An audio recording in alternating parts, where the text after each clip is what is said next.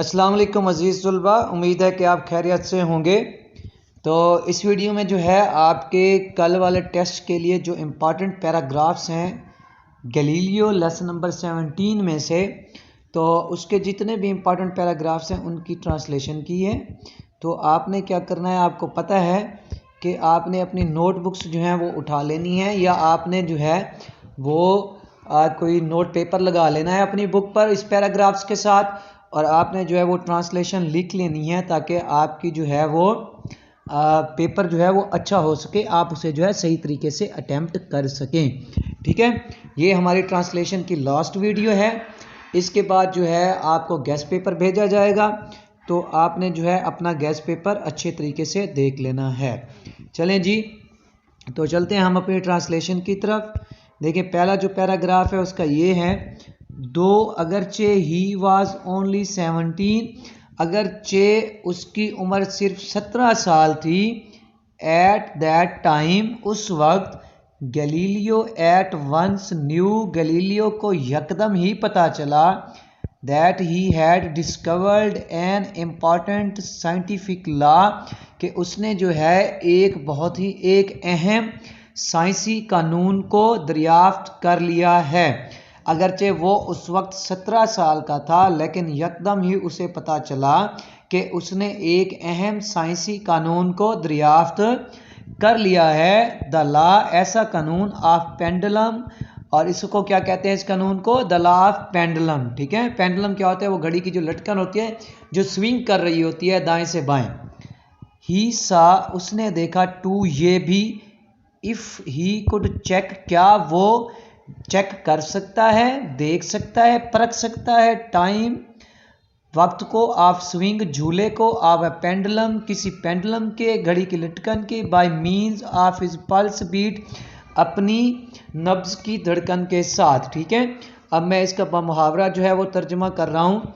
अगरचे वो उस वक्त 17 साल का था, तो गैलीलियो को यकदम पता चला कि उसने एक अहम साइंसी कानून दरियाफ्त कर लिया है, और इस कानून का नाम था द लॉ ऑफ पेंडुलम।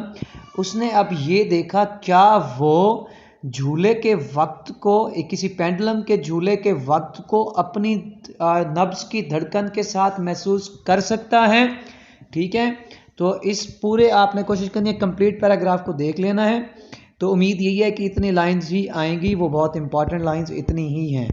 ठीक है, नेक्स्ट पैराग्राफ जो है, जो बहुत ज़्यादा इंपॉर्टेंट है इस लेसन में, वो है, इट इज़, ये है, वेरी रेयर, बहुत कम, फॉर अ यंग स्टूडेंट, किसी नौजवान तालिब इल्म के लिए, टू मेक, के वो बनाए, इम्पॉर्टेंट, अहम, scientific discoveries, साइंसी दरियाफ्तें।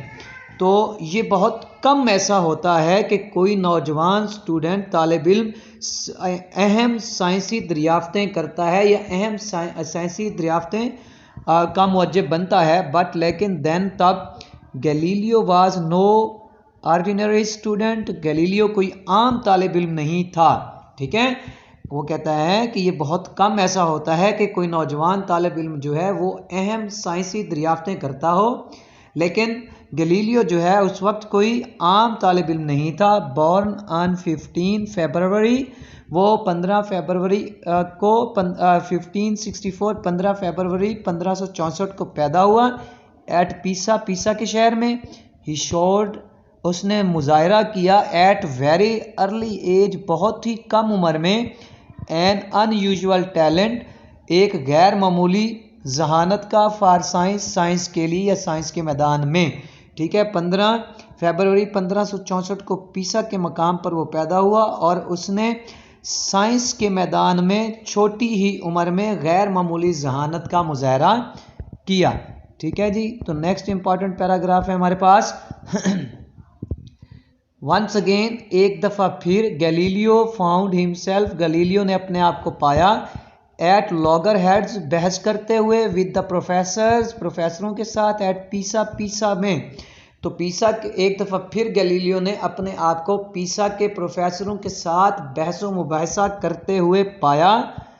Like more other scientist, बहुत से दूसरे साइंसदानों की तरह, ऑफ देयर टाइम, उस वक्त के, तो अपने वक्त के बहुत से दूसरे साइंसदानों की तरह दे बिलीव्ड, वो यकीन रखते थे दैट के ऑल द साइंटिफिक लॉज, के तमाम साइंसी कवानीन टाट by the famous Greek philosopher, मशहूर यूनानी फिलासफर से पढ़ाए गए एरिस्टोटल, जिसका नाम एरिस्टोटल है, वह ट्रू, वो सही हैं।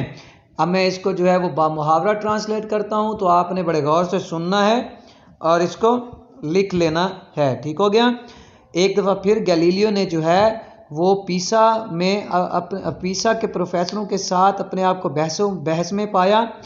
दूसरे साइंस अब उस वक्त के दूसरे साइंसदानों की तरह वो प्रोफेसर भी इस बात पे यकीन रखते थे कि यूनानी फिलासफर एरिस्टोटल ने जितने भी साइंसी कवानीन पढ़ाए हैं वो सारे के सारे क्या हैं, ठीक हैं। लेकिन इनके मुकाबले में गैलीलियो जो है वो इस बात पे यकीन रखता था कि जितने भी कवानीन हैं उनको थियोरेटिकली हमें यकीन नहीं करना चाहिए, बल्कि प्रैक्टिकली भी देखना चाहिए। अगर वो प्रैक्टिकली ठीक हो जाते हैं तो फिर ठीक है, अदरवाइज उनको ना माना जाए। ठीक है, तो ये आज की जो ट्रांसलेशन के हवाले से थी वो इम्पॉर्टेंट आज की लास्ट वीडियो थी। इसके बाद जो है वो मैं आपको गेस्ट पेपर जो है वो सेंड कर देता हूँ।